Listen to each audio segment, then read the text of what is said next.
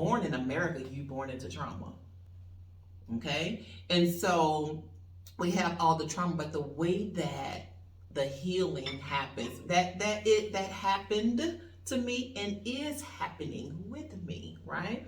This healing is not allowing the transatlantic slave trade to deplete me or to keep me oppressed in any way or form, right?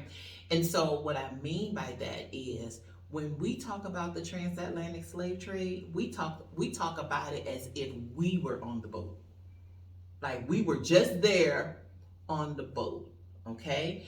And so that's the trauma. So we relive the excruciating pain of it. Because it's like recorded in our DNA. Yeah. It's unprocessed trauma, right? And so when we talk about it, it's very painful. We talk about it in a painful way. It's right there underneath the surface. Welcome back to Blacks into Africa. This limited series is designed to encourage those of us in the diaspora, whether you were born in Africa or abroad, to return to the motherland. And I'm so excited that I have Karen Smith here with me. And she and I are both living our best lives here in Nairobi, Kenya. I need to tell you, she's a therapist, and she got me all the way together before the camera started rolling. I'm like, oh my God, just read me for filth. And so what we want to talk about today is just how you've been finding Kenya, Nairobi, how you got here, and also we want to talk about the healing that we need to do as a people. Yes. But before we get into that, please tell us more about who you are. Okay, and so as my beautiful sister has said, I'm Karen.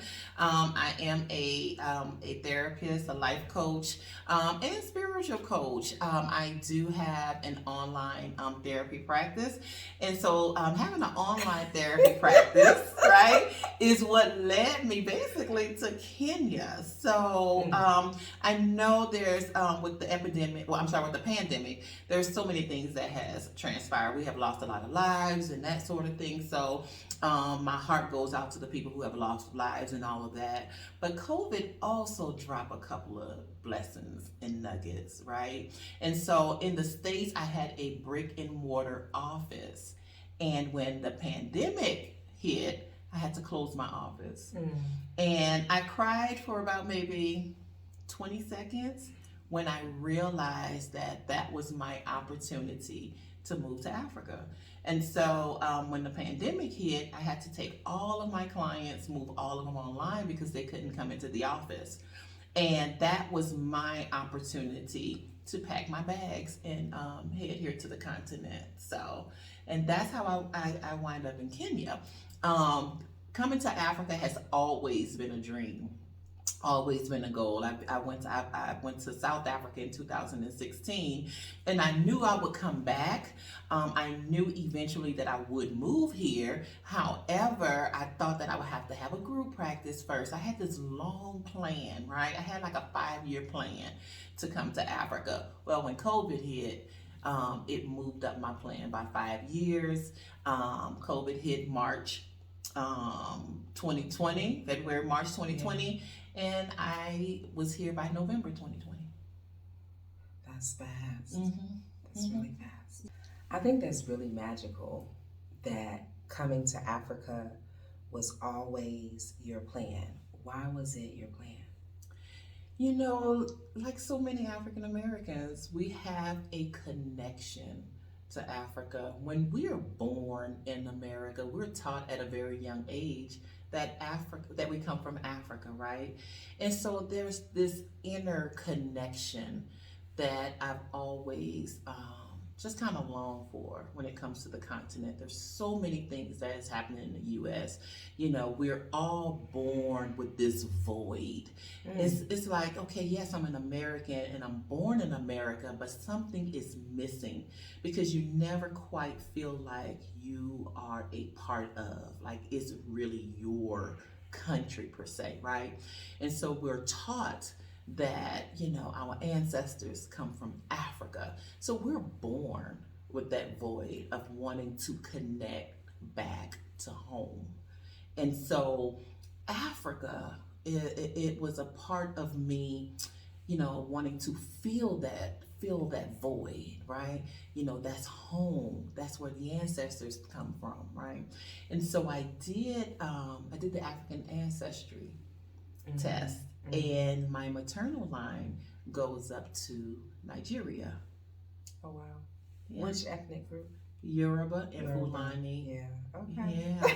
And so I come from a lineage of Yoruba and Fulani women. Doing that, you just kind of go on this spiritual journey, right? And looking to fill that void, looking for connection. You're doing you do the DNA, you find out, you become curious about where you come from and who are your people, right? Yeah. And so that's how the journey began for me, connecting, being my true authentic self, connecting to what I am as a Black woman, not as an American woman, African American woman born in America, but as an African woman from Africa. That's beautiful. It sounds like your connection to Africa started for you very early. It wasn't something that happened later on in life. My ancestry is traced on my maternal side back to the Mafa, which are located in modern day Cameroon. And on my father's side is the Mende, which they're located throughout West Africa. However, the majority of Mende people are in what we refer to as Senegal. Tell me where you're from. I am from New Orleans, Louisiana. Can't you hear the accent? You can't hear the accent. Go and say, baby, baby. I'm from New Orleans, baby. I love that so much. Yes, I said New Orleans is my country. New Orleans is my country. I remember when I went back home for the first time to visit after being here in Kenya, and when I saw the Statue of Liberty, I saw New York. And I was like, oh, here we go, right? And it was just like this sinking feeling because it's just the energy, it's the vibe now that I feel when I'm in America, and it's like, ugh, right? But when I got to New Orleans and I started walking through the airport, and I heard the music overhead, dun, dun, dun, dun, dun. Dun, dun, dun, dun, dun, dun, dun, dun, dun. I'm like, I'm home. I mean, the smile on my face. I felt so good. I'm like, I am home. So I always say New Orleans is my country. Because it's like its own country. It's like its own place. Yes. Many people say that. They say it's like New Orleans is a country within the country. It really is. And at one point it was before the British before the Louisiana Purchase, right? Where the Brits purchased from France. Right, yeah, because we were colonized by the French, and New Orleans have a very French and Spanish influence, right? African, French, Spanish, and it shows in our food. Like I said, we have the best food in the United States. Now, that's arguably so, but girl, New Orleans have the best food. New Orleans has the best food in the world. I mean, I really do. I feel that way. So my ancestry is also from New Orleans. Okay. Specifically, my last name is Mounier, which is French. The French, yeah. So when my father took his DNA test, his paternal lineage traced directly back to France because of the whole Mounier situation. Some white guy in France, right? You but, come from some white man in France.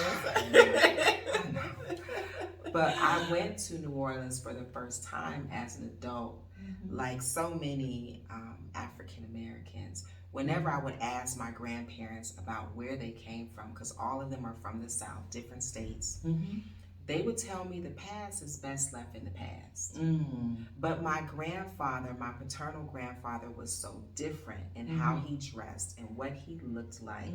He's Creole, or he was Creole, and in how he spoke. And I found out when he met my grandmother, she taught him English because he spoke Creole. So I was always curious about it, but they didn't foster that curiosity. And so I went back as an adult, and I had the food as outside of his gumbo and jambalaya. I had the food for the first time, and It's the best food I've ever had on the planet, and I've been a lot of places. Yes, the food is amazing, and imagine growing up in that environment, right? And so everywhere we are kind of like, I say, people from New Orleans, like we're kind of food snobs because we like what we like, right?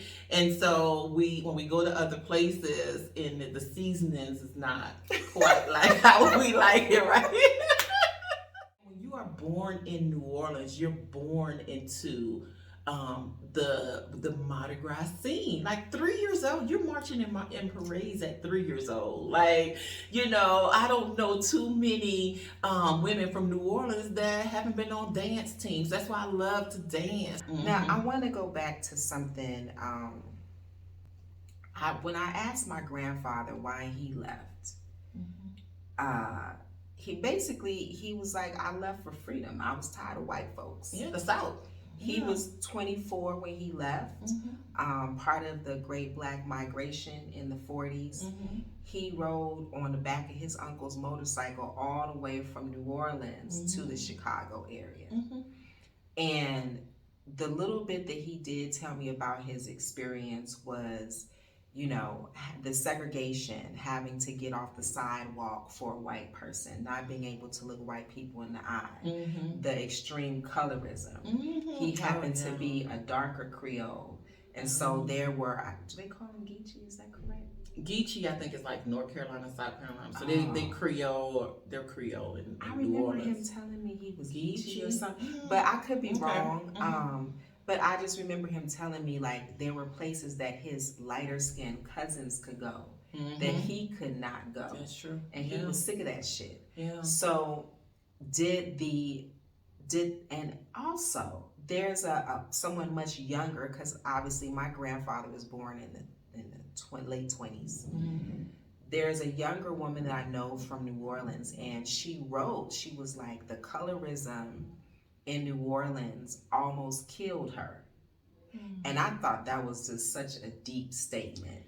So did the Southern history, did the colorism, discrimination within our own community and from without, is that something that drove you to put your eyes on Africa? I wouldn't say the colorism, right? Because you're right. Colorism in New Orleans, was extremely bad, because you have to realize that, you had the French there, and you had the mixture, not only Africans, you also had Indians. We have a heavy Indian population, so a lot of people from New Orleans have Indian blood as well. There's Indian Mardi Gras crews that look like you and I.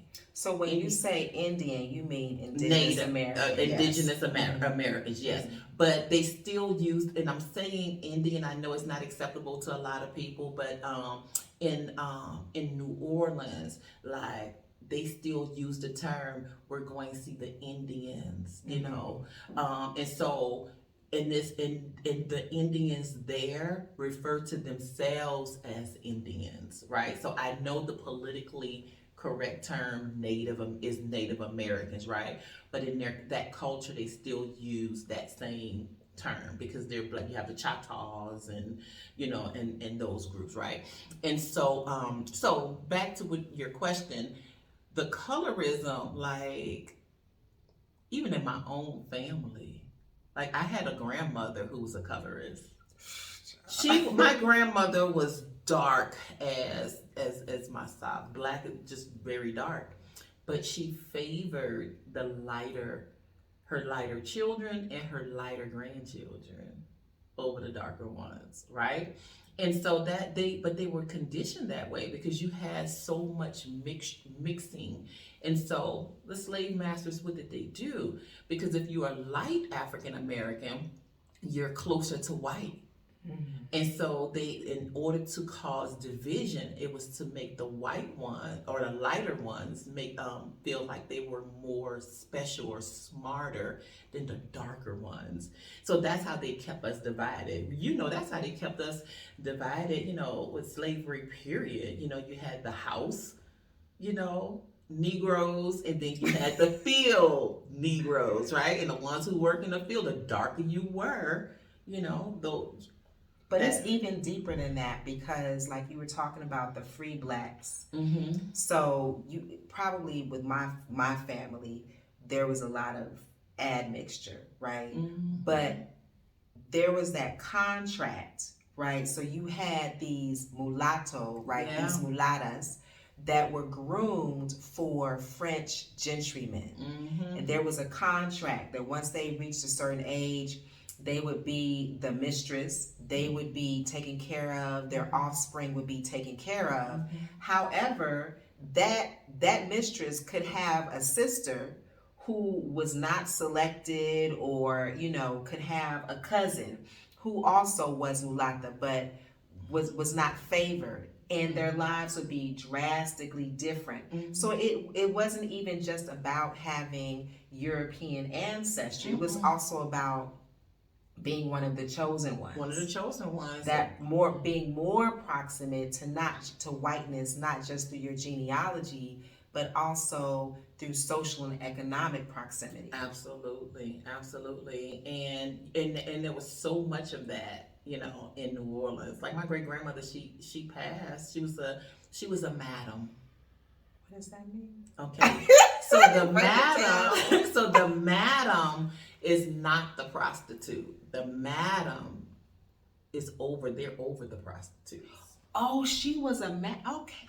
Yeah, and so they thought she would go in the French quarters in New Orleans and, do her thing. And so one day, one of her white boyfriend walked her to the ferry, and her husband and her children, which was my grandmother, who was very dark, was one of them.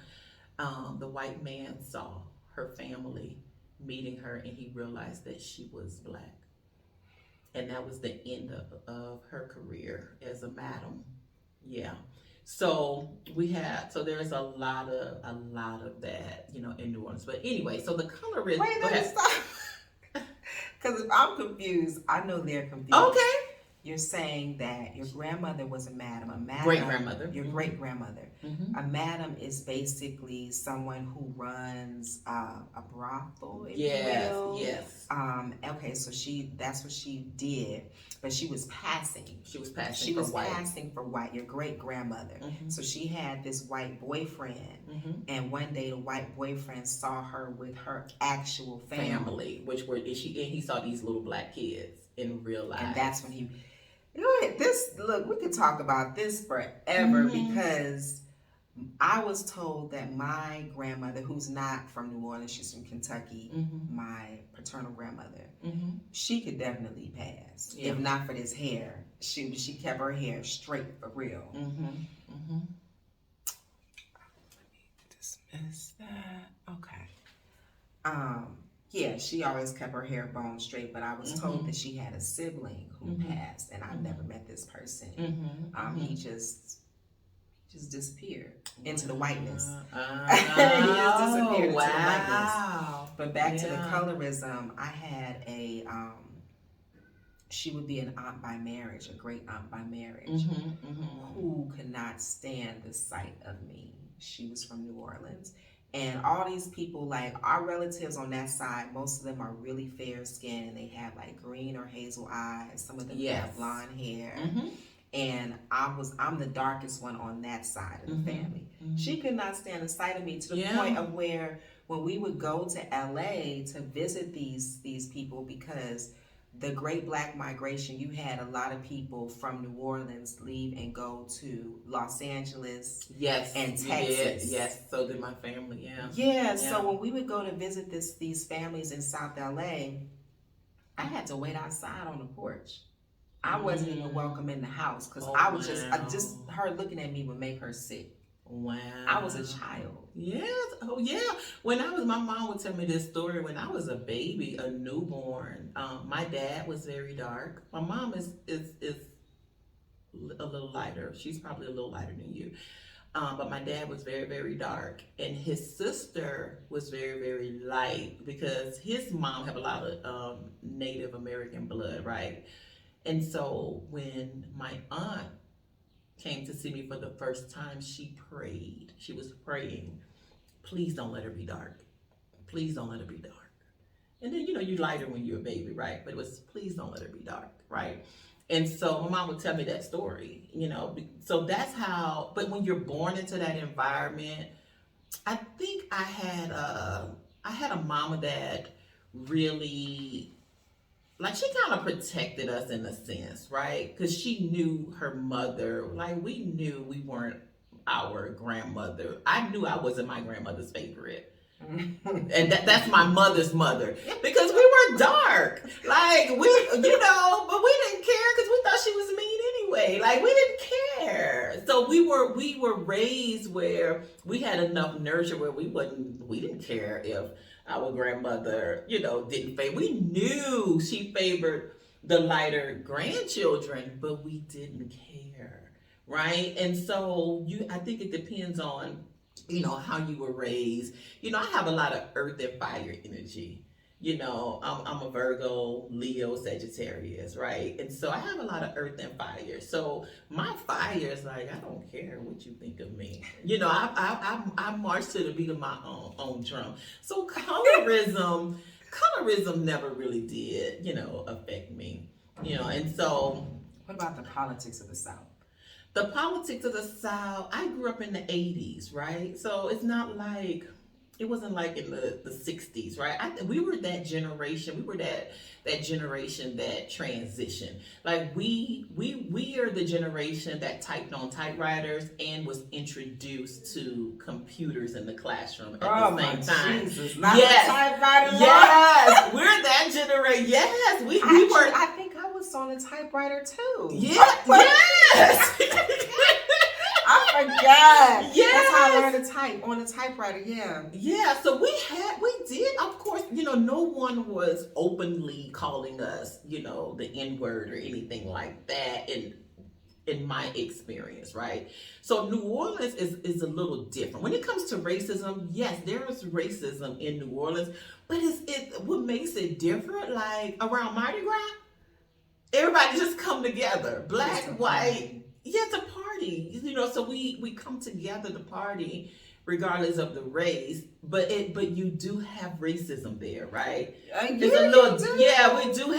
have some vicious racism. Let me there. tell you, because I was just on vacation and not really understanding the culture, because like I said, it wasn't really passed down to me.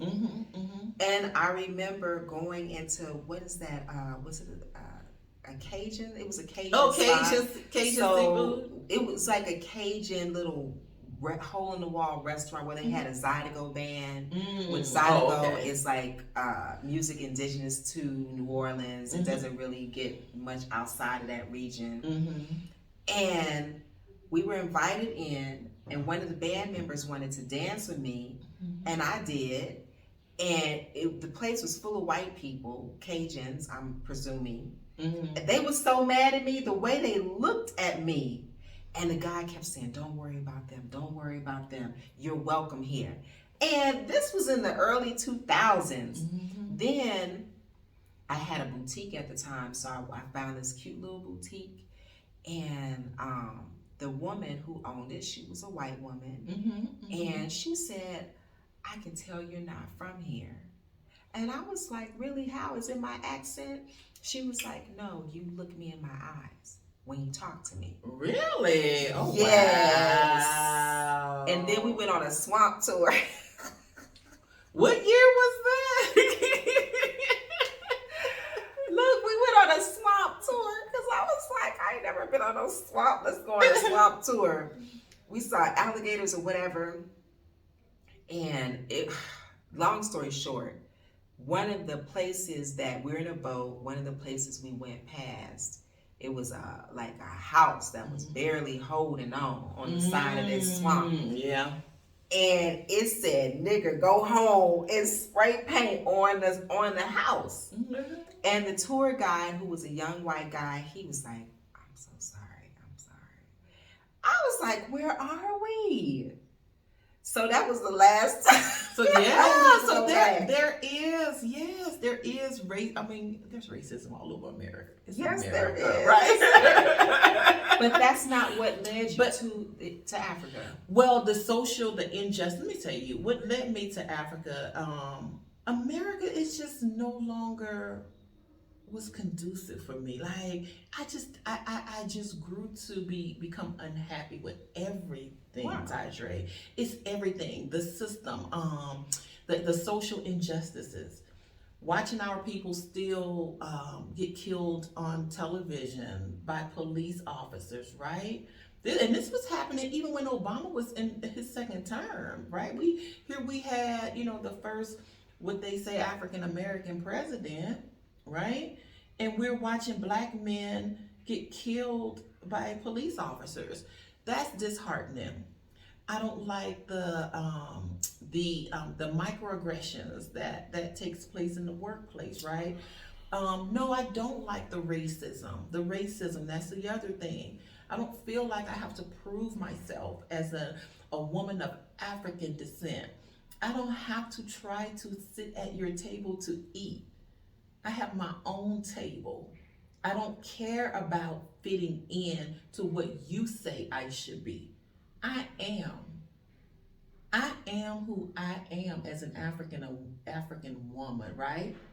America wouldn't be what America is had it not been for African people. So given that your lineage traces directly back to Nigeria, specifically the Fulani and Yoruba, why didn't you repatriate to that region versus coming to Kenya? Okay, so it was important to me, which I am going to Nigeria, by the way, and do this connection and all that. I am going to do that. But the reason why I did not go there is because based on my profession, I have to be real, and I think a lot of people need to be real and be honest with themselves on what they need to function and to be successful in the country where they're repatriating to or expatriating to, right? And so for me, because I'm a therapist, because I have an online practice, I knew for my livelihood, I needed a more developed country. I didn't need a country where the internet would not be sufficient for me. I'm seeing live clients, face to face, so I needed very good internet. I also, I needed the power, to be able to stay on, right? And so I just have to be realistic. Also, being from New Orleans, it's very hot. We have very, very extreme hot summers. And muggy. It's muggy, it's hot, and we have hurricanes. And I knew that was something that I didn't want to live like that anymore. I'm just over it. The humidity, I just didn't want it anymore. So weather, and I tell people all the time, don't look at videos to decide, or look at YouTubers to decide which country you want to repatriate to. No, look within. What do you need to be happy in a country? What do you need, right? And so, so after researching, I knew West Africa was out. Just the weather, because I knew what my deal breakers were. Right. My deal breakers, weather, internet, power, like those were deal breakers for me. Okay. And so, and then also when I was doing my research, I don't know, I just started feeling an inner pull. So that's when, spiritually I started feeling, because I could have gone to South Africa. They have good weather. I could have gone to Namibia. Yeah, I could have gone to Namibia, right? But I had the pull. for Kenya. And so when I started doing my research and that sort of thing, because I was like so many in the beginning too, looking at YouTube videos and like, oh, I might go to the Gambia. And thank God, thank God that I went with them, because reality, and I know Gambia is a beautiful place. Some people love it. But for me and what I need to be successful and to have a livelihood, I knew that wouldn't work for me. And so Kenya has the weather. Nairobi, it's for me. I know it gets cold for some people. Because I got on a cold sweater. Look at me, look at me. I'm like, hey, she showed up with no jacket. Look at me. Like, and so for me, Kenya, because the coast is hot also. So, but when I need a break, I go to the coast. But Nairobi, like, the weather is perfect for me. Okay. The internet, it works perfectly fine for me. My We power don't is have not. 5G though. We don't have 5G. We got 4G, but it's fast enough. It's fast enough. I can do my job, right? I do love the Kenyans are laid back. No people are perfect, right? But I like the Kenyans, like Nairobi, like Kenya, and I did a video before on this. It's a sweet spot for me. It's a sweet spot for me. Like it's developed enough to where I don't feel I still feel like I'm in Africa, but it's not so developed to where I feel like I'm in America. It's just a sweet spot. And I believe so many people sleep on Kenya and sleep on East Africa, right? Because the first thing we say as African Americans, we going to West Africa because we're really West Africans and they picked us up from West Africa. But where did those people come from before they even got to West Africa? That's right, yeah. Okay? So when I got to Kenya and I started looking around, I started looking at seeing the men. It was the men that struck me first. I was like, I see my brothers, I see my cousins. And so I had not even researched tribes before I came. That wasn't important for me, right? That wasn't on my deal breaker list about tribes or anything like that. But I started learning about the tribes when I got here. And I realized about how many Bantus. You got the Kikuyus, you got the Kambas, the Merus, you have all of these different tribes that are Bantu. And I was like, that's why I see my brothers and my nephews, I see them in the faces of these men. And I felt the connection, right? And so, but Spirit led me here. Had I just said, I'm staying in West Africa because that's where we're picked up from, had I said, I would have missed out on the connection that we also have in East Africa. Because if you think about it, a lot of us came from the Congo. Where do you think the Kikuyus here came from? They came from the Congo. Okay. Yes. So there is a connection. Of course there is. Yeah. So, but we think because we were picked up from West Africa, and a lot of us have West Africa. Of course, we were Nigerian, that sort of thing. We believe the story ends there, but no. A lot of those people, those Africans who were in West Africa, came from somewhere. Yeah, of course. And then also, when you learn about the East African slave trade, you realize that they took people from as far west as Cameroon and marched them through the hinterlands, to the coastal areas. And so there's another connection that we have there as well. I have this feeling that every place that I go in Africa is a place that my ancestors have a connection. Absolutely. Whatever the connection is, whether they were marched forcibly, whether my lineage is based there, because I really don't choose a country based on research. And I've been throughout Africa. I choose a country based on a feeling, Yeah. a vibration, and of course, as far as professional opportunities as well. But I think there's more to it than me just doing work in a specific place. So now you're here in Kenya. Did you visit first before you settled? No. Girl, no. Never been here before. Are you serious? I am serious. All right, so you felt a pull. I felt a pull, and when I packed my bags, right? That's how over America I was. You was done. I was done. I was done. I was I hate it here. I don't like it here anymore. Right? And I still go home. Of course I go, my children and my family's there. But I was not happy. Listen, I wasn't happy. I was working, I was going through the motions, but inwardly I wasn't happy. I felt lonely there. I got to a place of just feeling lonely because it just seemed like no one, people were going on with their lives, but I was like, I don't like it here. Right? And so when I left, I closed my office, which we all did at that time because we had to move all of our clients online. I said, I can live anywhere in the world from my laptop. I called my board, my regulatory body, just kind of made sure everything was good and okay. They was like, yeah, it doesn't matter where you are. As long as you're seeing clients that's licensed, in the state of Louisiana. I mean, as long as they're in Louisiana, as far as the therapy piece, right?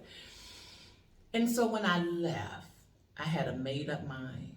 I said, if I don't like it, I'll just go to another African country. There's 54 countries. One is bound to stick. Yeah. Okay? So when I left, I had never been here before. Never. Wow. That's powerful. I always say this to people, you may not feel like Africa is for you, but there's 54, arguably 55 countries in Africa, each with a very different history, influence, etc., development. Pick one. And even if you feel like you can't live here full time, consider purchasing property here. Think about your legacy. When your legacy is tired of the rat race and the bullshit, think about a place of respite where they can come. Perhaps think of a place of a retirement home. Yes, absolutely. And like I tell people, I was telling my dad, you could buy an island, a whole island in Uganda for less than $10,000. By the time it'll be underwater, you'll be dead. It won't even matter. So now that you're here in Kenya, how long have you been here? I have been here 19 months. 19 months. How are you finding it? Okay, so I'll say all the good stuff first, right? Okay. Of course, I love it. I love the cost of living. The cost of living here is reasonable. Would you mind sharing how much you pay for rent? I pay when you convert it to dollars, I pay $343 for rent. You have a 2-bedroom? I have a 2-bedroom. I have a balcony. I also have another separate balcony where my house help does like my laundry and that sort of thing. I have 24-hour security. It's modern. It's my apartment is equivalent to, I guess you would say, just a regular 2-bedroom apartment in America, middle class. Wouldn't you say? You've been to my place, so yeah. How many bathrooms you have? I have 2 bathrooms. I have the guest bathroom, walk-in shower, and in my bedroom is en suite, and I also have a walk-in shower, toilet, all that stuff. For $350, like $343, and I know I would not be able to find anything. You would be box. in the hood. Like you would be gunshots. You wouldn't be able to leave your house in the States. But according to Kenyans, my complex is middle class. Like it's like everybody can afford to live here. So it's 40,000 shillings which is equivalent with the rate now, $343 a month. And so my utilities, I pay $20 a month. Well, but no, it went up this month because I've been running my heater since it's winter. It only goes up in the winter, so I probably pay like $40 because I've been running my heater a lot. Does that include water? My water is $5 a month, between $5-6 a month. Now my internet is $63 a month. Yeah, internet be pricey. Mm-hmm. Okay. Mm-hmm. So you talked about the good things. What kind of gets under your skin about being here? Let's see. Seeing people seeing you as a dollar sign.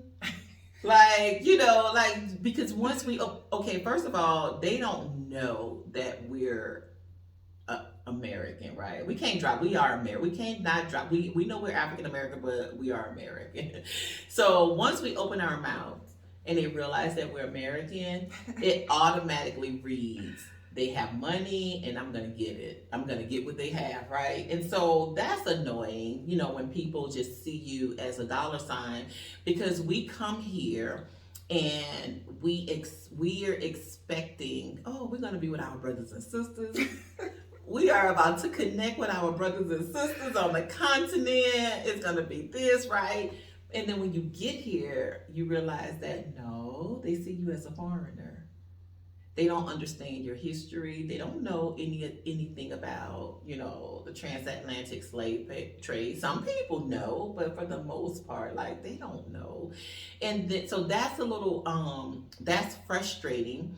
But that was also one of the things that I had to grow and to learn. And so, and that's why I help other expats now, because it's a hard truth. Like when you come to Africa, you cannot come with a bleeding heart and unrealistic expectations. I know it hurts because we want to come like we're coming to make the connection. Exactly. Right?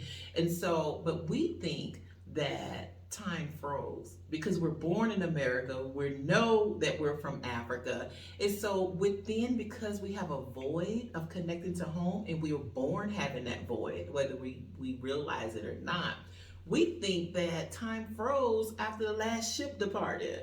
Right? Okay. But we don't realize that time went on and they were being colonized. Right. And they were dealing with their own stuff as we were dealing with our stuff. But inwardly, we have this expectations that the Africans are lined up at the border saying, come home. That's not reality.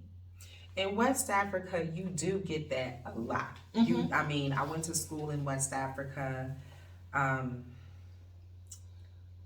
and I've traveled throughout West Africa, and you get welcome home a lot.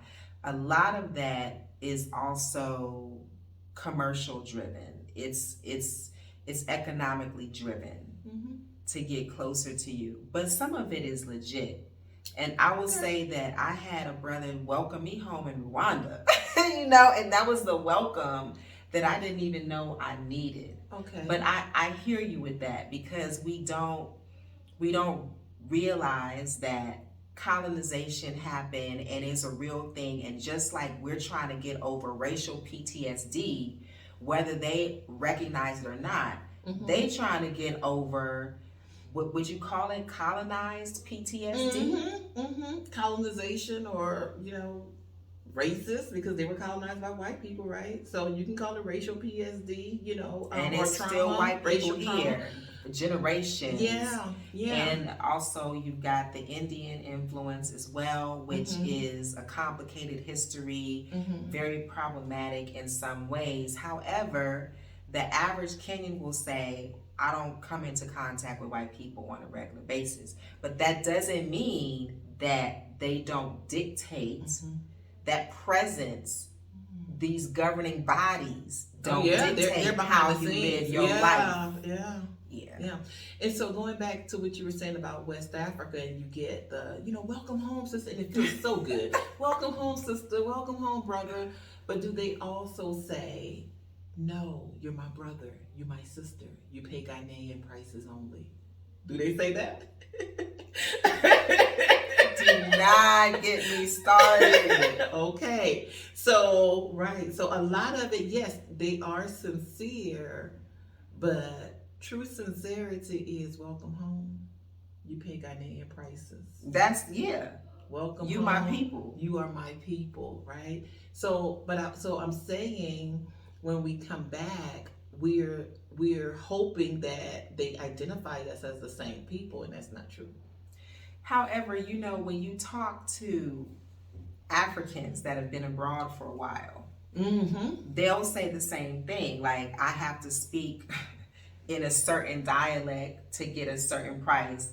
But when people see That's how true. you dressed, you know, they size you up and they give you that price. I mean, one of the things that I do is I work as a buyer here. So people in the States will contact me. They'll have retail stores, or maybe they do vending in the States, and they'll ask me to get products for them wholesale pricing. And it don't matter like how I dress. I used to try to dress down.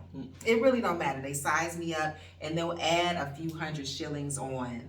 At least Hamsini, at least 50 shillings. You know, which that shit adds up. You know, but it's something that's I've learned to deal with, and also I'm like, I'm prepared to walk away too. Yeah, I've walked away a lot, but I mean, but it is what it is. Like, you have to understand, the West has an excellent marketing campaign. Like, we are marketed that way, right? I think as African Americans, what we don't understand is that we are more American outside of America. I learned that on my first trip to Africa. Really, it was solidified in me when I went to school at the University of Ghana. I was like, I don't know, 21, did 6 months. And I think the most American thing about us is convenience. We're accustomed to things happening very quickly. I was in school in the mid-90s, so there were lots of power cuts. There's still lots of power cuts in Ghana. But I'm like, when I turn that switch on, I expect the lights to come on every time. That was not the case. And another thing that I've realized about being outside of America is that we are all so similar as Americans across ethnic backgrounds than we care to admit. That's the American piece. Potato salad, that mac and cheese, that all of that stuff that we say is ours, sweet potato pie, that we think as Black Americans, like, that's ours. We may have revolutionized it. Maybe we brought it back from France in the case of the mac and cheese. But perhaps they add apples to their potato salad. And raisins. But it's still potato salad. You know what I'm saying? Whereas other cultures, it's like, well, what is a potato salad? So, you know, they'll bring you a potato in a salad. They don't know what potato salad is, right? But food is culture, and culture is life. And so I use food as an example because one of the things that I've had to try to resolve within myself is this learned distrust and this dislike of white people. It's something that I learned. It's not something that I was born with. It's not something that that existed within me in high school or even college. So I'm like, what is this? I don't like this thing within me, but it's something that was learned. And then out of that was like an othering. When you dislike somebody, you otherize them. And then coming to Africa and interacting with other Americans, North Americans, I'm like, dang, we are way more similar than we would care to admit. It's interesting you said that, because that's another thing that people don't realize. Mama Africa is very healing, and Africa heals you in ways that you don't expect, right? And so when I first came, of course you come with that, they all get on my nerves, and I don't want to be around them. I'm sick of them. Like, you know, so you come because you come with the trauma. See, we're all being born in America, you born into trauma. Okay? And so we have all the trauma, but the way that the healing happens, that happened to me and is happening with me, right? This healing is not allowing the transatlantic slave trade to deplete me or to keep me oppressed in any way or form, right? And so what I mean by that is when we talk about the transatlantic slave trade, we talk about it as if we were on the boat. Like we were just there on the boat, okay? And so that's the trauma. So we relive the excruciating pain of it because it's like recorded in our DNA. Yeah. It's unprocessed trauma, right? And so when we talk about it, it's very painful. We talk about it in a painful way. It's right there underneath the surface. Yes, because it's like we're reliving it. Don't say the wrong thing. Don't say the wrong thing, because when I was at the University of Ghana as a 21-year-old student, my professor was Akan, which don't get me confused. I know there's the Akan, the Ashanti, but anyway, that's like the top tier ethnic group in terms of power, from what I was told. And I wrote this paper about, the history of Ghana. It was a Ghanaian history class, but I wrote this paper and I must have touched on the transatlantic slave trade, which had a major impact on not only the economy, but the social systems in West Africa. And this man on my paper was like, oh, you African Americans, you take this thing so seriously. Like, and I was like, that's so offensive. It was very offensive. So offensive as someone whose ancestors traded in bodies. That was very, very And then it's like, why you don't get that? Because these were African people that was taken from this continent. These were Africans. They weren't African Americans taken from this continent. They were African people that was stripped from this continent. Because they benefited, and also the proximity and the alliances that they had with the different Europeans that came through. Yeah. All of that. But I want to get more into the healing. Okay, because yes. Can I just say, like, my journey? I started in Zanzibar as far as just selling everything, picking up my life, moving. I started in Zanzibar, and on the surface, I was like, I had come to Zanzibar on my birthday. So ever since then, I was like, how can I make this my everyday life? Went back to the States, was laid off, was half-assed looking for a job, like you, was tired. I'm like, but I didn't know why I was tired. Okay. I didn't know. I just was like, I'm tired of the microaggressions at work. I'm tired of working hard and having all this education and experience and just being kept in a certain space. So I ended up going to Zanzibar.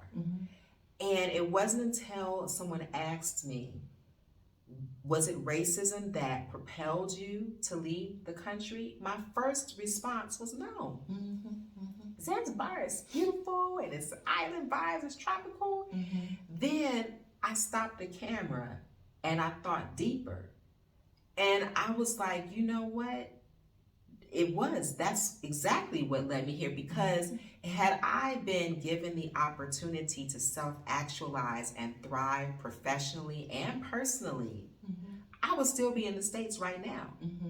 If we were allowed as a people to just be people and not be otherized and all the other things that happen to us, we probably wouldn't be thinking about Africa at all. Maybe only the artist class, because they're more tapped in.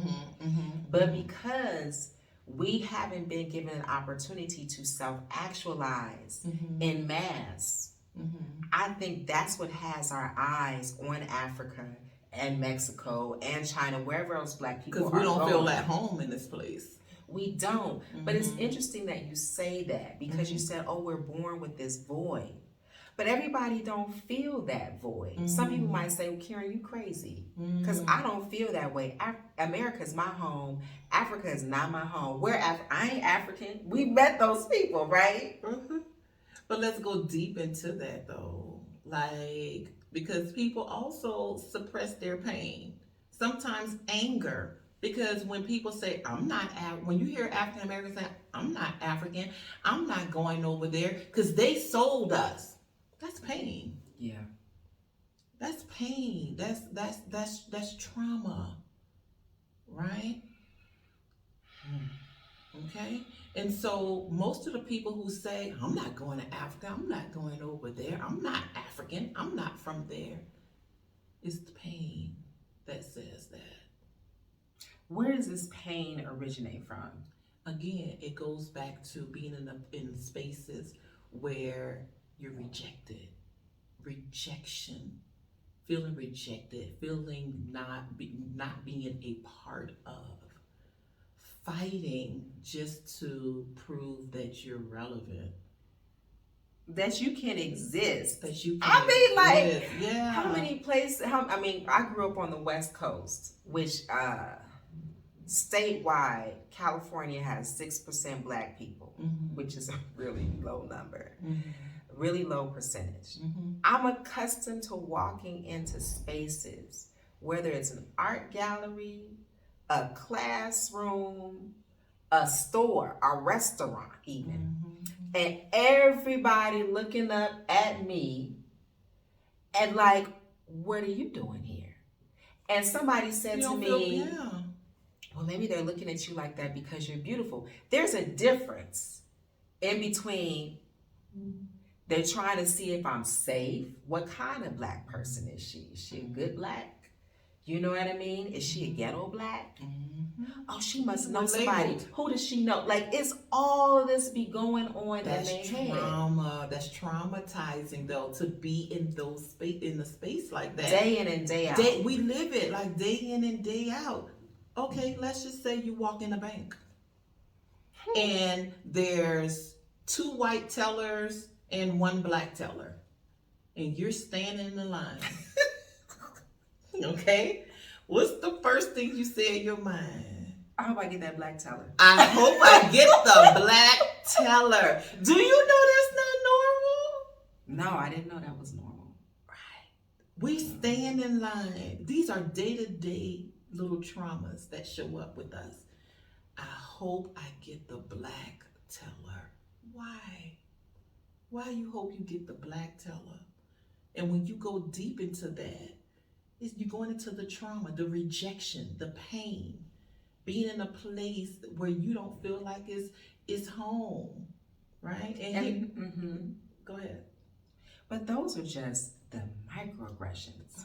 Coming up in Burbank, California, and Los Angeles, California, in the late 80s, early 90s, having educators tell me they don't want me in their classroom. And it's a public school, so technically my parents' tax dollars is paying for that education. Having to fight for that education on so many levels. Fight for an A when I know I deserve it. Having to pull in other white people to advocate on my behalf.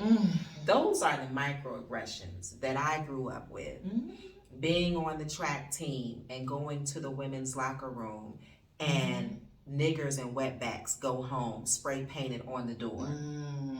This is what I grew up with.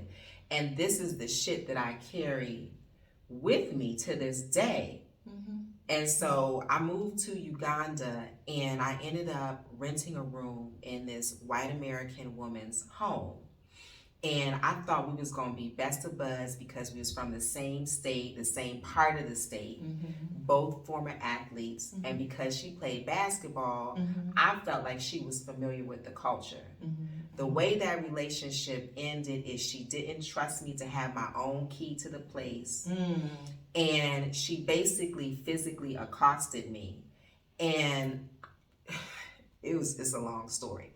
So after I left that situation, I was jumpy. And I was like, Taja, you have racial PTSD and you need to get some help.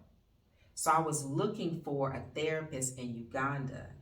And there were all these European expats that were willing to help me. And I was like, you will not be both my tormentor and my savior. Can you? And they were like, we'll refer you to someone else, someone African, but they never did. I found a Ugandan woman therapist who had never experienced racism in her life. She told me about a situation. She went to a conference in Europe and she had experienced racism but wasn't cognizant of it. Mm-hmm. It was so bad, whatever happened to her, that bystanders intervened on her behalf. And she was like, well, what's happening? So she really could not help me. So I want to delve into what needs to happen for African Americans, Africans in the diaspora, to heal from the racism, the discrimination, the micro and macro aggressions. Okay, so I'm going to ask you, I'm going to start with the example you just gave when you were in Uganda and you had this experience, right? And you said you were shaking. As you tell, I want you to just think about that story. Think about that event and what happened, right? And just kind of drop into your body. Do you feel any disturbance when you think about that story that day?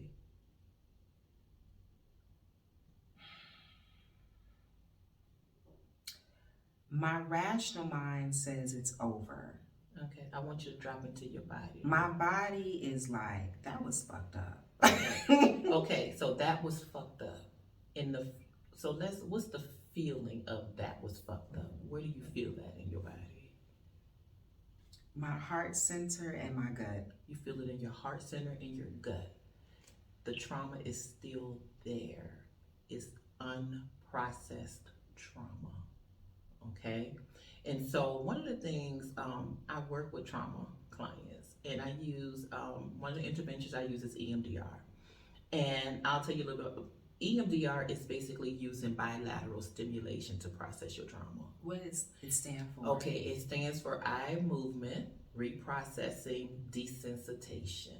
But although it's called that, most of my clients use tapping, rocking. It's because you're stimulating your brain. The pain that you feel, like in your solar plexus there, is that pain is in your right brain. So in anything that's similar that happens, it connects itself to that memory network. So it's like you're reliving the pain over and over and over again. That pain that you're feeling, it doesn't have a timestamp. It's not saying, oh, well, this happened in Uganda. This happened. No, that pain that you're feeling, that incident was in Uganda.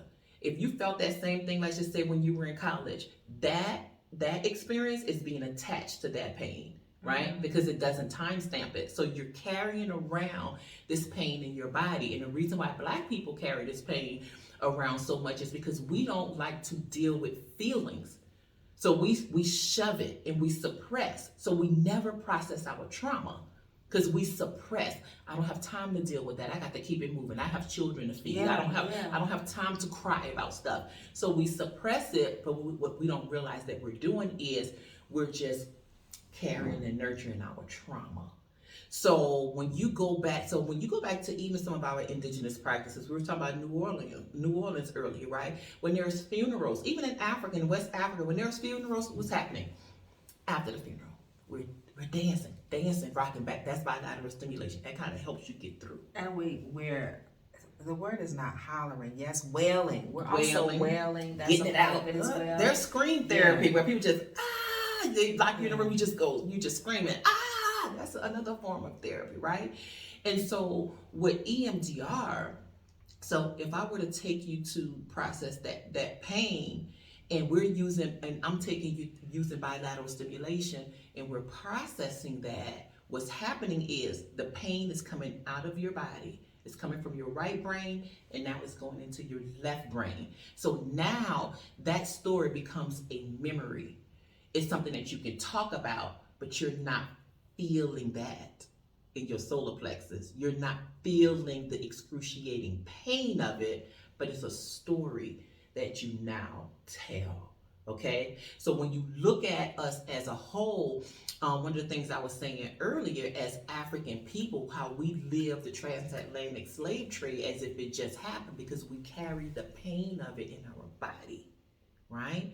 And so the goal is to process the pain so that now it becomes a memory, and we live a life of transcendence. We transcend The pain. Yeah. We transcend the transatlantic slave trade. We stand on the shoulders. It empowers us. We come from these powerful people who built America, right? And so we transcend it. So it empowers us. So now we're not living the excruciating pain, but we're honoring the ancestors. We're honoring them to be able to be back on the continent. We're honoring them to be, because we're educated and where we are and how we've overcome. So I'm not living the pain of it, but I am living in the power of it. That's very empowering, and I want to get to that place. We all are getting there. I didn't think that I carried all of this with me.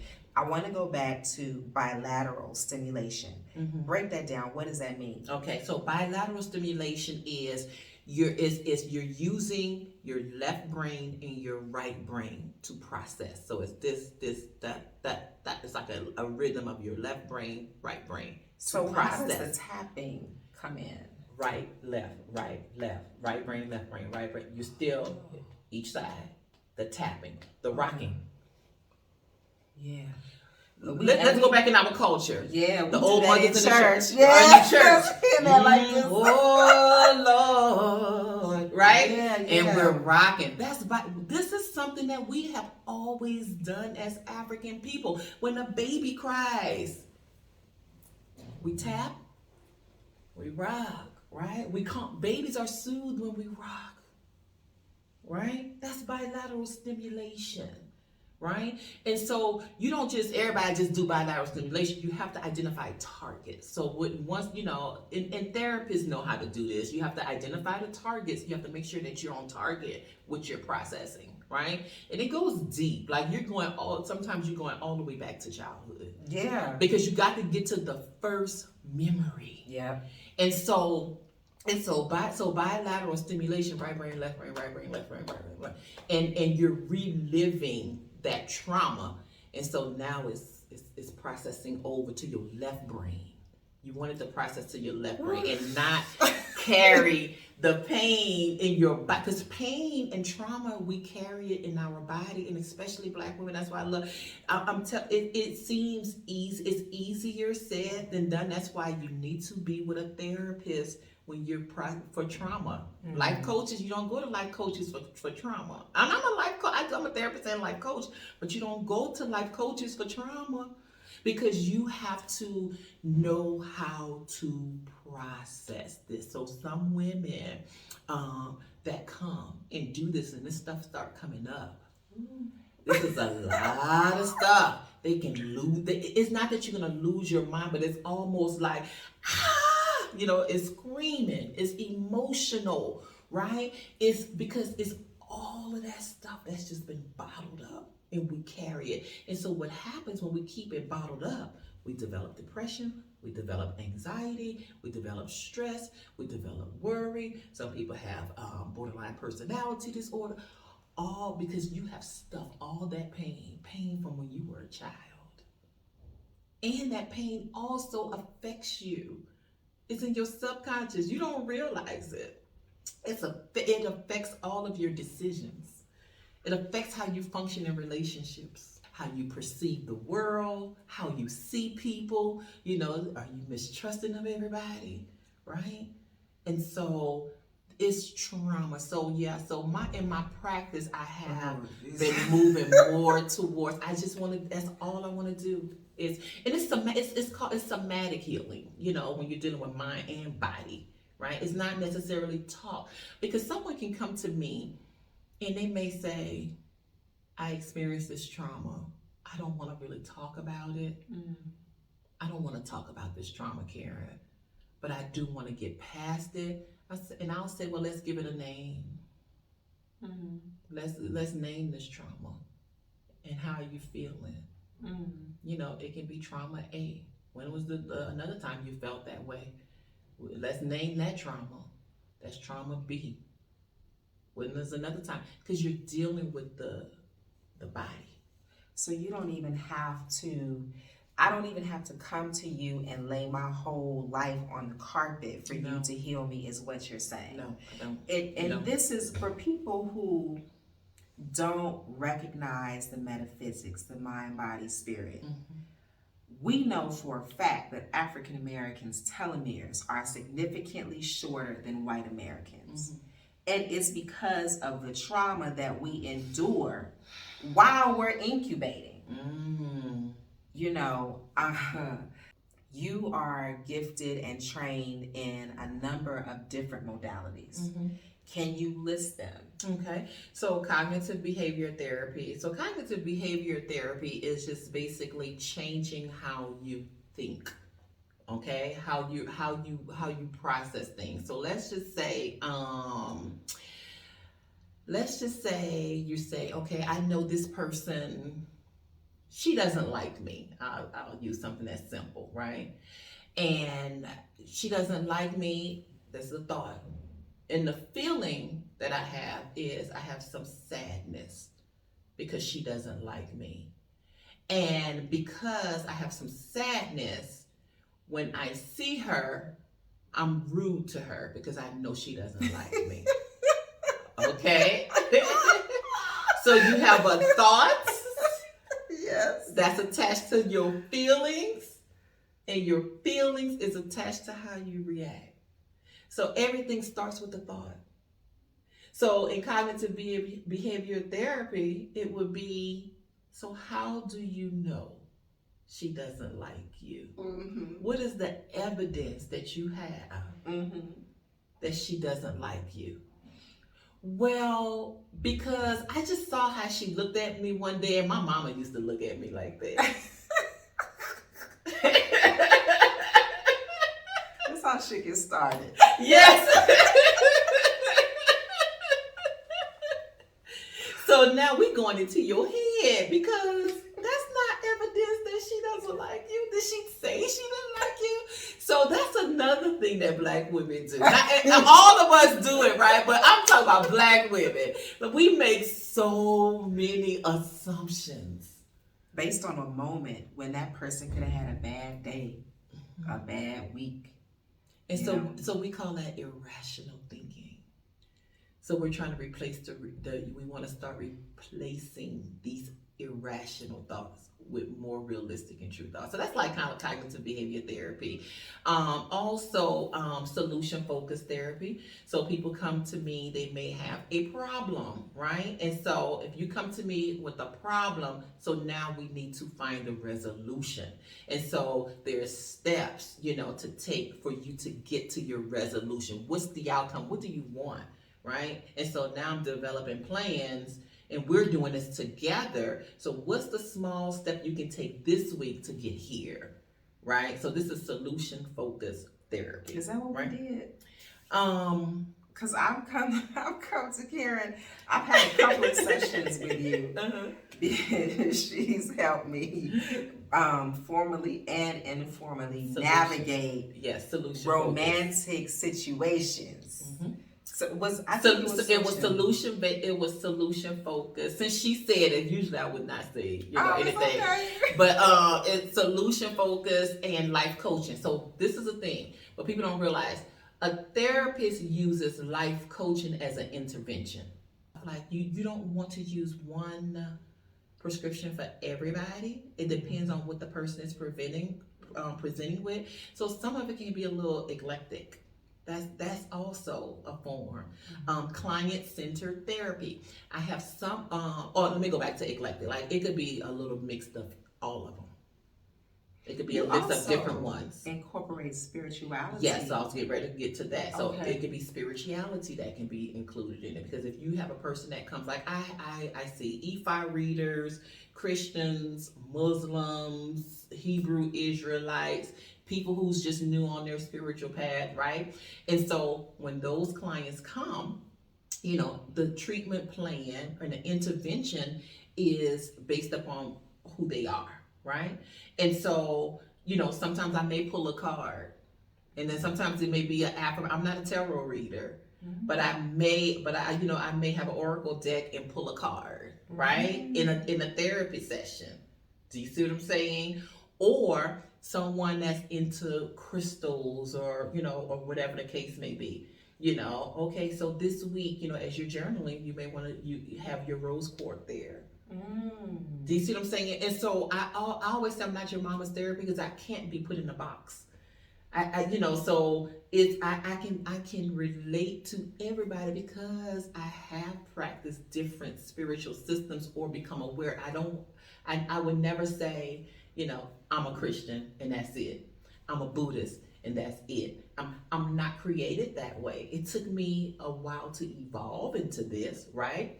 I never get, because sometimes people can make a religion out of spirituality. True. Okay? Mm-hmm. And so as a therapist, I'm the people's therapist. I love that. And I like what you said, I'm not your mother's therapist. I'm not your mother's If our therapist. mothers had even had they didn't even have a right. What child? That was the pastor or something. Their girlfriends.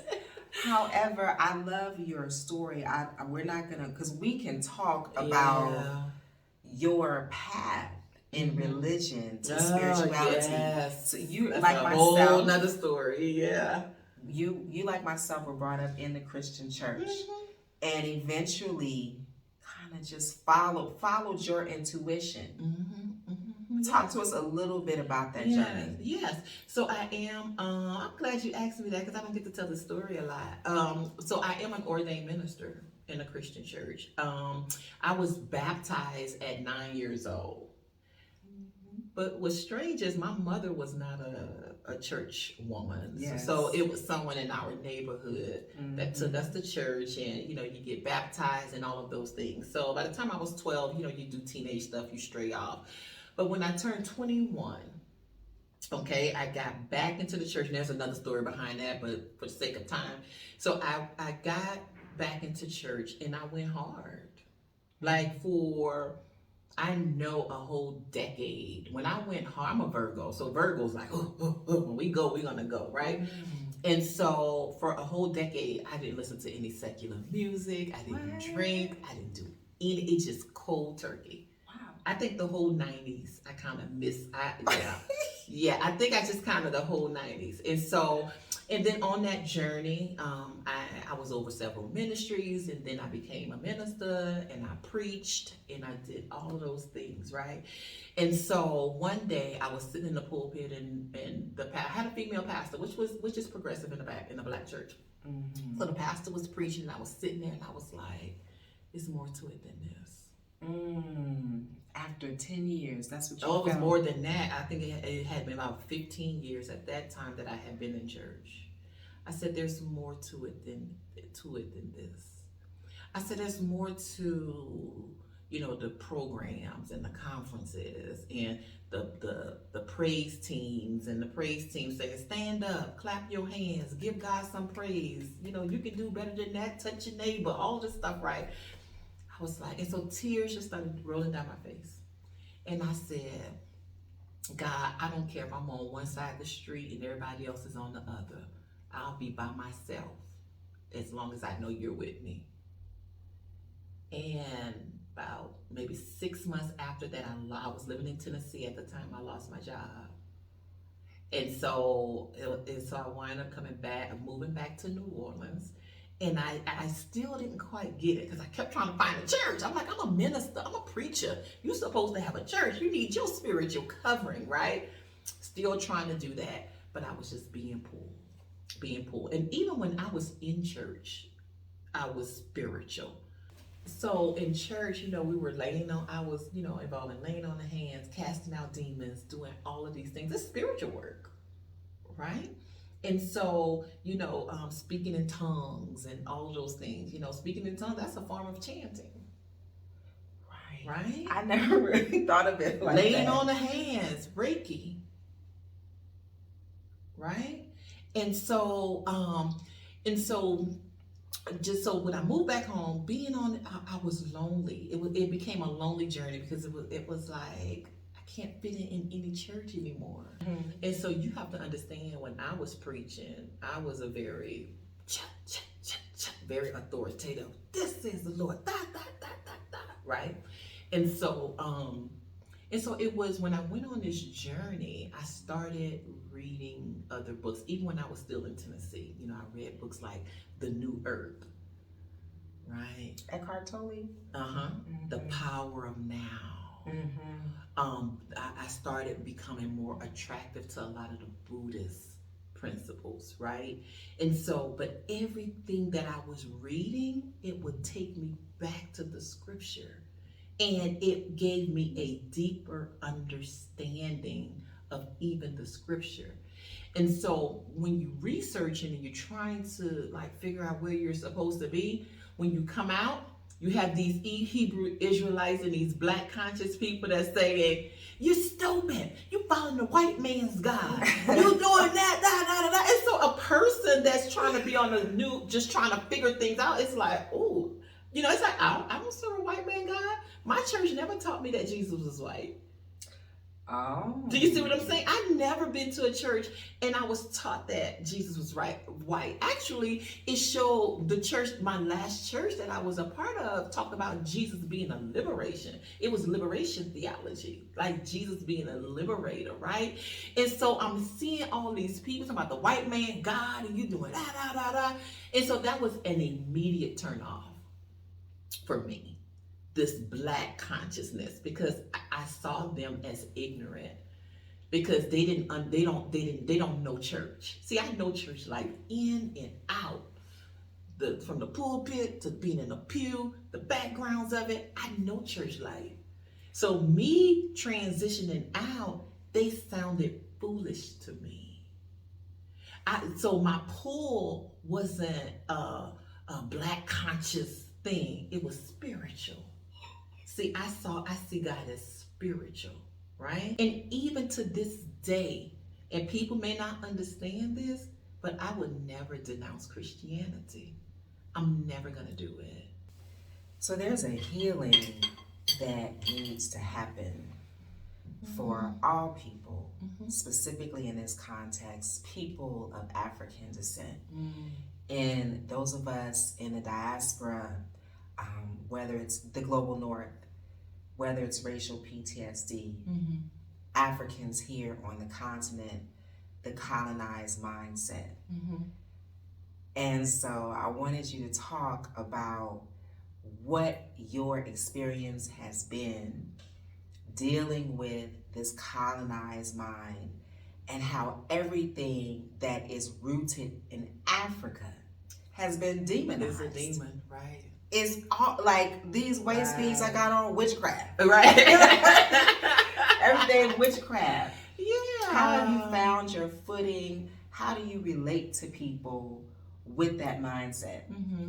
Yeah. And so, and I used to be that person that called everything demonic. And because you have this colonized mind, but what we don't realize is even during the transatlantic slave trade, when you want to oppress a people, you change their concept of who God is.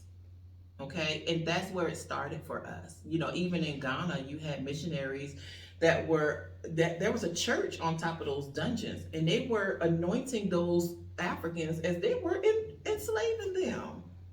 That's right. In the name of religion, right? And so when you change a people's concept of God, you're going to oppress them.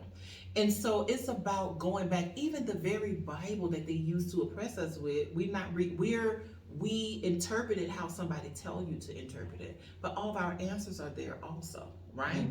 And so going back to our indigenous practices is how we can start undoing some of these things, right? Even if you are, because a lot of missionaries have been here, right? And and a lot of African people are deeply rooted in Christianity in a way of how they're told to be a Christian. So to decolonize your mind, use that same Bible. They were sacrificing cows and calves and sheep in the Bible. Right. But when you have a Yoruba woman cutting a chicken neck, it's a demon. Right? It's demonic. When they do blood sacrifices, it's demonic when it's an African woman doing it. But it's not demonic when we're told to drink Jesus' blood. This is a symbol of Right, the blood and the right. body for communion. And it's demonic, when you have maybe some of the Kikuyu elders to go on Mount Kenya and slaughter some animals as a sacrifice, or to hear from God, or make a sacrifice for rain, or whatever the case may be, right? And so we are our everything that's African is demonic as a way to continue to oppress us. Our power, we are a spiritual people, just period. We are a spiritual people, and our power as a people is tied into our spirituality. And Right. if we don't get back to some of those spiritual practices, then we're never going to get to where we're supposed to be. Were you shocked to find out that Africans were so disconnected from their traditional practices? No. Because when I was researching, I kind of knew that they had been colonized, and I saw a couple of things. Like when I first got here, when I saw the churches on TV here, I don't know if you've ever seen that. I haven't. And that's how you know it's a worldwide agenda. Because I'm like, how are some of their churches just like our churches? We're going to switch gears. Okay. We're going to switch gears all together.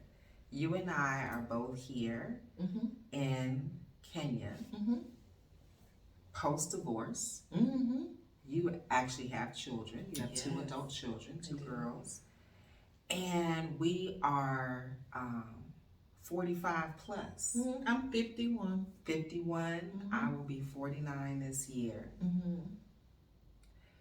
And we have started life over, and I hope that this is inspiration for people around our age who have lived lives socially, professionally, spiritually. It can be done, and it can be fulfilling. Everybody want to know. What the people want to know? Everybody want to know. What is it like dating in this part of the world at this age? I'm not dating. I haven't met anyone. You've been here 19 months. I've been here 19 months, and I have not met anyone. And I'm okay with that, though. So, no, listen to what I'm saying. Now, I believe I'm in a space where I'm so happy with myself. I feel whole within myself, right? I live my life. I do what I want to do. I do it when I want to do it. I do what I feel like. This is liberation. I love freedom, and I love liberation. Now, is that to say she must not want a man? No, it's not to say that, right? Because it would be nice to meet someone. It would be nice to have a life partner. I do welcome those things. But for me, it's difficult finding someone who can accept me wanting them instead of needing them. And what I'm finding is, even when I look at my past experiences, right? Men are comfortable, and I'm not talking about the African men, so I think I'm really talking more like African American men. I'm not really talking about the Kenyan men. Now, I know men are men, but I don't know if this is going to be a cultural difference or not. So for instance, with an African American man, I'll just say specifically, if there's a woman, she's working, she got her own career, she's doing all this, right? The question will come, well, what do you need me for? You got all your stuff. You got your house, you got your car, you got your this, you got that, you got all your stuff going on. So what you need me for, right? And so, and my answer will be, I don't need you. And that's not an insult to tell a man, I don't need you. It's a compliment to say, I don't need you, but boy, I want you. I want you. Just your essence, man. I want you. Your essence, your swag, your energy. Boy, I want you. I don't need you to rescue me. I don't need you to save me. I don't need you for hidden low self-esteem issues. I don't need you for any of that. I'm good. But boy, I want you because you and you alone add value to my life. I may not need you to pay my mortgage, but when you pay it, boy, thank you. Thank you. I may not need you to buy me a bag, or I may not need any of those things for you. But when you do things just because you want to, you might get it 3 times in a day. Oh, you know what I'm saying? It's a difference. And so I spent my younger years, there was a need somewhere in me. And I do feel like, I feel he's coming. I do. You do. I do feel he's coming. And right? where do you feel it in your body? I feel it. Y'all want to know where I feel it? Because you can feel good stuff in your body too. But I do feel he's coming. But he's finding me busy with my life. He's finding me living. He's finding me already happy. I wanted to talk about this because, people, we like, as human beings, we like routines and patterns, but we're also a very malleable, flexible species. That's not the word I'm looking for, but you get what I'm trying to say. So you can start over in your chosen part of the world and find love and find community and really like find another career. You can, and it doesn't. You can't put an age on that. Like, you can build a new life, and you really can build the life that you want. Like, me being here, my business is here also now, right? I am happy. This is the happiest and the most freeing that I feel, right? I'm happy. I'm free. Like, I just cannot even, describe this feeling, right? In your professional opinion and in the core of your being, what do you think is required for African Americans and also those in the diaspora, others who were ripped from their homeland? What is required for us to heal from our traumas? The first thing I'm gonna say is therapy. And I'll go back. I'll go back a little. Let me go back. Just realizing that you do have trauma, because a lot of us don't realize that we have these this racial-based trauma within us. We don't realize it's there until we leave America. But the reality is everybody won't leave America, right? And so I say, therapy is an excellent way. Let's remove the stigma as it relates to therapy. It doesn't mean that everybody's just, people think that therapy is, if you have schizophrenia, bipolar disorder, I don't need nobody to get into my business, all of these things, right? Therapy is important. Let's normalize therapy. And I'm so grateful. You have people like Charlemagne and all these celebrities, Taraji P. Henson, like all these celebrities are starting to come out, and people are being real about their mental health, and they are dealing with their issues, right? And so I think for African Americans, we have to be ready and willing to heal. Although we have all these celebrities that's coming out, the danger of it, in a sense, is now therapy in some circles, it becomes trendy.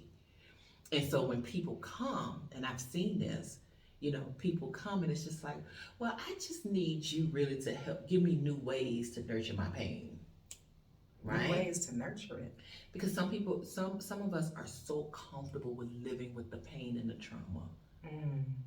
Like it's almost like you identify with it in a sense. It becomes a part of your identity, and they don't want to let that go. Wow. People don't want to feel pain, especially black people. We do not want to feel emotional pain. So the problem with therapy, and on the other hand, is like rainbows and butterflies, right? But therapy is actually Dungeons and Dragons, because real healing, it's like going to surgery. It's like when you go to surgery, a surgeon cuts you open to get out some infection. They're gonna cut you and they're gonna dig that infection out and then, suture you so that you can heal. And so that's how therapy is. It's to cover all of the dark areas, to get deep and pull out all that pain, all that infection. We're infected emotionally, we're infected mentally. And a therapist that heals is to uncover all of that and start digging that out. But you have to want to heal. You have dropped so many gems. You have left us with so many lessons. Thank you. And food for thought. Thank you so much. Thank you for having me. To come on. I'm happy to be here. She and I could talk all day. All day. Can I tell them my YouTube? Yes. Okay, so I do have a YouTube channel where I talk about my journey. I do interviews, talk about mental health, all those things, right? I show Kenya, and so I invite you to Karen's World. It's Karen's World, KRENSWORLD. I am on YouTube, and my practice, if you're needing therapy, my practice is, you can reach me at www.Infinity8LLC, and 8 is spelled out. So www.infinity8llc.com. Please check Karen out on her channels, on her website. I hope that you are inspired and empowered to Blacks It to Africa. See you next time.